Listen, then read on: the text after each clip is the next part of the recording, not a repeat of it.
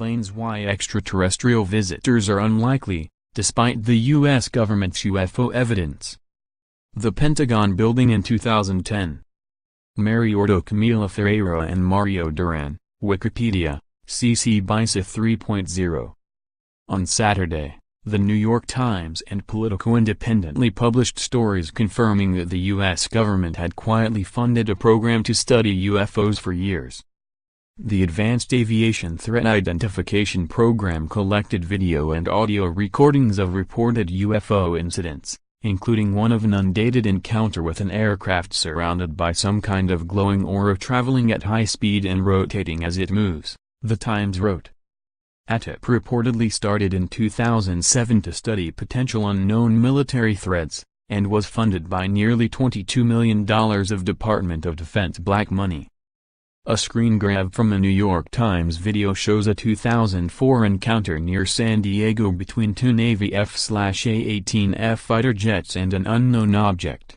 It was released by the Defense Department's Advanced Aerospace Threat Identification Program. Department of Defense. DoD officials told The Times and Politico that it shut down the program in 2012. But Luis Elizondo, a military intelligence official who ran the research effort, allegedly continued its efforts after that. Elizondo reportedly resigned in protest of the secrecy surrounding the program in October, and he now helps run a startup to research UFOs called the STARS Academy of Arts and Science. These aircraft are displaying characteristics that are not currently within the U.S. inventory, nor in any foreign inventory that we're aware of, Elizondo told CNN on Monday. My personal belief is that there's very compelling evidence that we may not be alone. Whatever that means. But Seth Shostak, a senior astronomer at the Search for Extraterrestrial Intelligence, SETI, Institute, is not convinced, despite making a bet that we'll detect aliens within 20 years. If you see something in the air that you don't understand, and you're the guy in charge of the Air Force, you want to know what that is. It doesn't have much to do with aliens, necessarily, Shostak told Business Insider of ATIP's purpose. But despite more than a half-century of this, the really good evidence that we're being visited still has failed to surface. But that isn't the only reason Shostak is skeptical of alien visitation claims.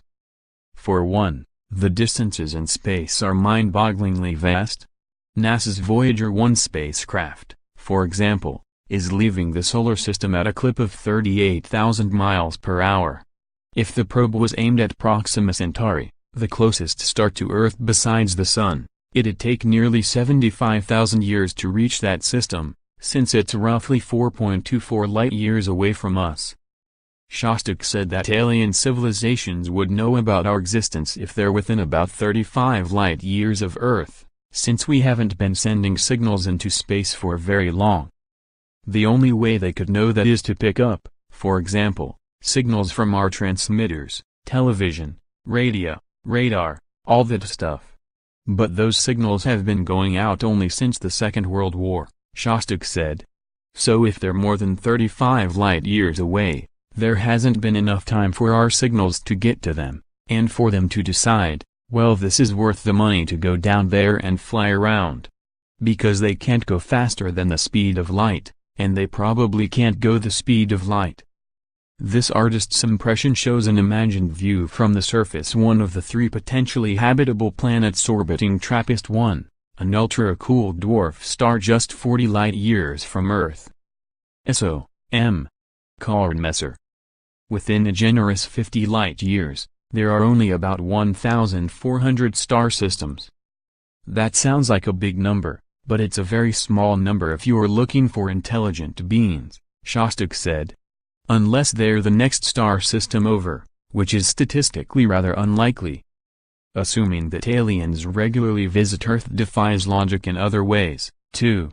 In nearly all credible reports of UFO sightings, there's no interaction with the witness, aside from claims of alien abductions, which evidence suggests are hallucinations caused by episodes of sleep paralysis. They're the best house guests ever. Because if they're here, they're not doing anything, except for occasionally puzzling pilots. They don't help us. They don't hurt us. they don't do anything, just sail around. Shostak said. It is a little odd that aliens would come hundreds and hundreds of light years to do nothing. Shostak compared this to Europeans discovering America, but not troubling any Native Americans. They don't try and take any of their land, they don't bring any disease, they don't do anything, they just sort of walk around at the fringes of their settlements, leading to puzzling sightings, but that's it. On top of this, Shostak thinks the reasons to visit Earth aren't very convincing. I always ask, why are they here now? They weren't visiting the Founding Fathers in the late 1700s, they're visiting us, he said. The Romans weren't troubled by the aliens visiting. It doesn't make very much sense why they're here now. Shostak rejects the notion that the news about ATIP and the Pentagon's footage constitute any proof of aliens. About 90% of UFO sightings have explanations, he said, and that still doesn't mean the other 10% are aliens. It just means they're unexplained, he said. It isn't that one shouldn't look into these, of course. If there really is something here, it'd be extraordinarily interesting to find out.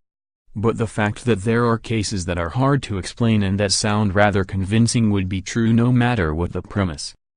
Saru Seeger, a planetary scientist at MIT who hunts for signs of habitable planets, echoed this idea in the Times story, telling the newspaper what people sometimes don't get about science is that we often have phenomena that remain unexplained. Another area of skepticism for Shostak is that ATIP contracted out much of its work to Bigelow Aerospace in Nevada.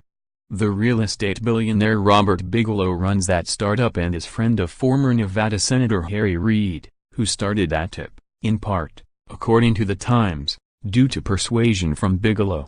Shostak said he's met Bigelow, and describes him as a very likable guy who is a passionate believer in alien visitations, but not a scientist.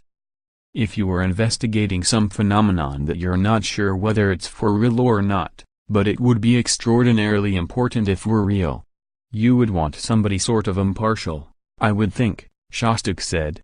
Giving this case to somebody who already knows what the answer is maybe not terribly objective. And then there are the sightings themselves, which likely have far simpler explanations than alien visitations. For example, sightings tend to spike in the summer for a variety of reasons. Sky Gould, Tech Insider.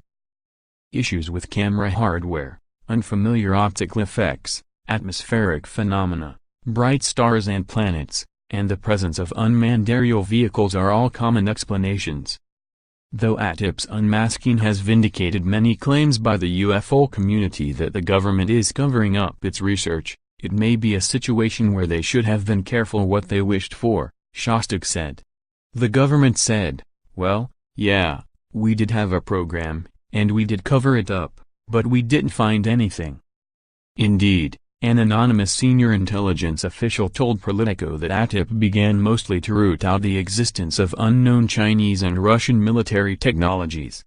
But after a couple of years, the consensus was we really couldn't find anything of substance, the official said. They produced streams of paperwork. After all of that there was really nothing there that we could find.